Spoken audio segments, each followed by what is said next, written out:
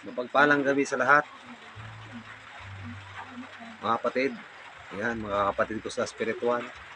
Ayan po, kahit shoutout po pala sa inyo lahat.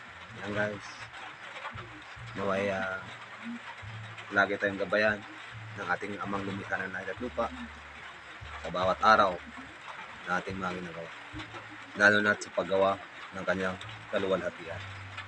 Ayan guys, ang ang ituturo ko ngayon ay saan ba? Ito ang title ng ating ituturo ko sa inyo ngayon. Malaman nyo rin kung saan ba talaga nagmumula ang orasyon. Yan guys. Ano ba? Gaano ka pa kasigurado sa hawak mong orasyon? O mapagana mo ba yan? Ano yun? Kasi may mga susi yan. May mga patungkulan. Yan guys. Pero bago tayo magpatuloy, nais ko po kayong aanyayahan sa aking munting channel na mag-subscribe po, or sa hindi pa nakasubscribe, subscribe po kayo nang lagi po kayong updated sa mga ituturo. Paki-follow na rin po. Ayan guys, mga kapatid, ito unang-una, nang malaman natin kung saan ba nagmumula ang ating orasyon na ating hinahawakan. Kasi ang orasyon talaga ay orasyon prayer talagang, ang ibig sabihin naman talagang ng orasyon ay prayer yan. Yung guys, saan ba yan galing? Yung guys, yun ang ating talakayan ngayon. Mapagana ko ba ito sa oras ng pangangailangan? Yan. Inulit ko po.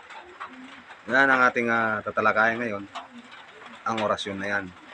Yan guys, kasi marami tayong magagawa sa orasyon. Kasi anytime, pag may orasyon tayo ng mga malalaman natin ng mga makapangyarihan salita ng Diyos, ay automatic makatulong tayo sa mga kapwa, lalo na ng mga demonyo o yung mga kinulam, binarang, iba't ibang klase ng sakit spiritual, di ba? Yun, mga gambala. Ito, ipasa ko muna. Ito guys, kung nakita nyo siya, yan. Nakita nyo dyan na kung saan nagmumula ang salita. Yan, di ba? Sa pasimula, ayan, diyan ang Diyos. Sapagkat ang salita naman talaga ay Diyos. Yan. Ang nabasa nyo sa pinasa ko.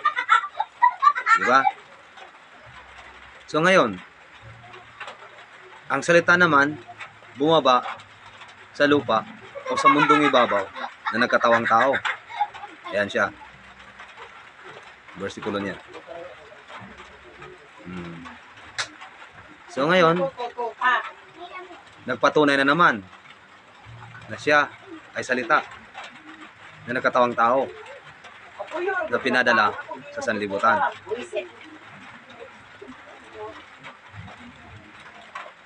At walang hindi ginawa ng Diyos sa pamamagitan niya. Meaning sa langit man o sa lupa man, makita at hindi makikita ay ginawa sa pamamagitan ng salita. O yan. O. Basa nyo na rin. Binasa ko na. O. Di ba? Yan ang bersikulo niyan. Ang lahat ng nasa mundong ibabaw sa pamamagitan niya, maging sa langit o maging na nga. Nakita nyo na. Sa pasimula, andyan ang salita, sapagkat ang salita kasama na ng Diyos sa paggawa ng lahat ng bagay na sa lupa man o sa langit man. Nakita nyo na. Siya ang salita. Lahat ng bagay ginawa sa pamamagitan niya. Siya ay nagkatawang tao.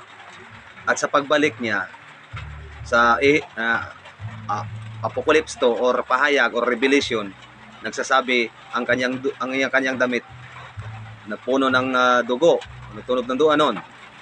Tapos ang pangalan niya ay salita ng Diyos, meaning siya ang ating mahal na Panginoon. Siya ang bibig ng Diyos. Yan, dyan nagmumula ang lahat ng salita. Makita man at hindi makita. Kahit ang mga elemento ay may orasyon yan. Mga diablo may orasyon din yan. Meaning, pagsalita, saan ba? Huwag mo namang magsabihin, huwag natin sabihin na hindi, gagamit tayo ng orasyon na hindi tayo dadaan sa salita.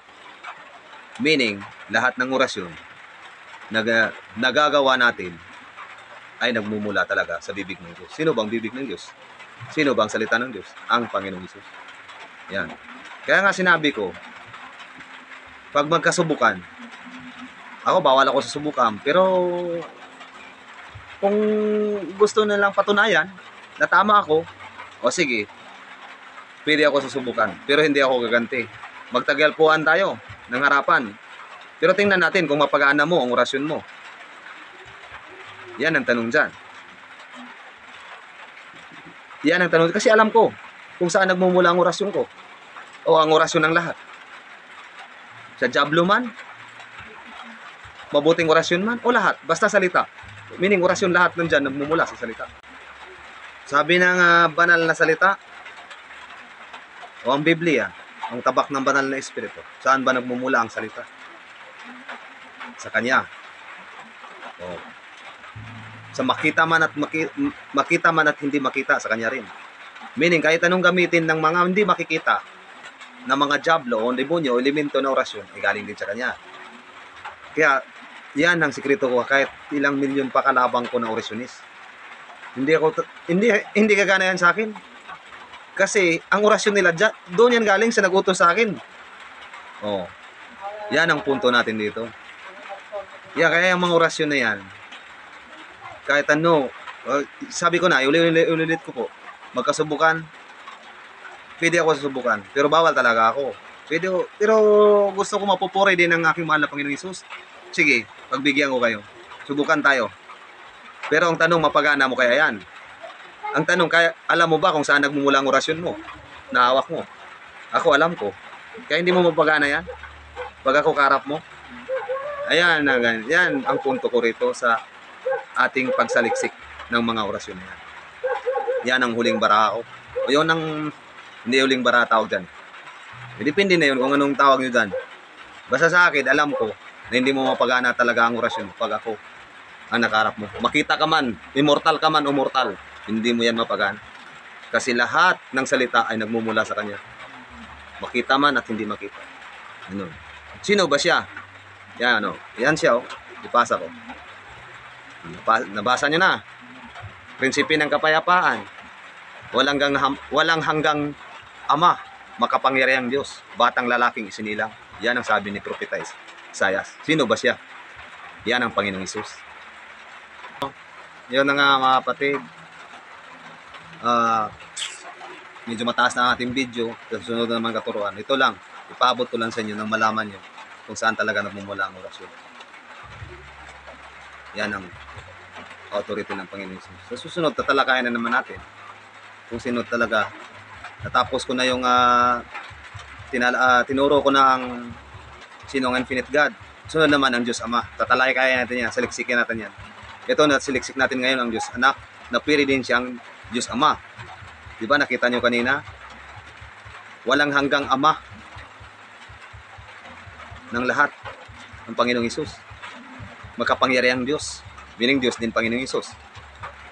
Yan guys, ang tabak ng banal na espiritu, nagsisilita talaga ng totoo ang Biblia. Hindi yan tawag yan, hindi yan comics or peritel lang. Ang lahat na nakasaad sa Biblia, may ebidensya na, nangyayari na lahat. Yung lihim na karunungan, may nakasaad ba doon na mga pangyayari ngayon? Wala naman siguro Ang siniliksik lang natin sa lihim na karunungan, yung mga orasyon na makapangyarihan. Pero, alam nyo ba kung saan? Kaya nga, pinaabot ko sa inyo, saan ba galing ang mga orasyon na hawak nyo? Ngayon, alam nyo na kung kaninong galing yan. Sa bibig ng Diyos. Sino ba ang bibig ng Diyos? Ang Panginoong Hesus. Sino ba ang salita ng Diyos? Ang Panginoong Hesus. Kaya, pag ako karap mo, hindi mo mapagana. Kahit ba naman nandyan sa iyong susi ng infinite God, nandyan ba yung susi sa iyong Diyos Ama? Paano yan mapatawag mo? Bagbanggit mo lang, Panginoong Hesus na yun. Hindi yan gagana kasi yung salita si Panginoong Hesus. Yan po ang gusto ko ipaabot sa inyo nang malaman nyo. Kung hindi nyo tanggapin ang nihayag ko na may mga bersikulo man tayo, sa inyo na po yun. Basta ako, kahit sa subukan, okay lang naman ako. Magandang gabi mga kapatid ko.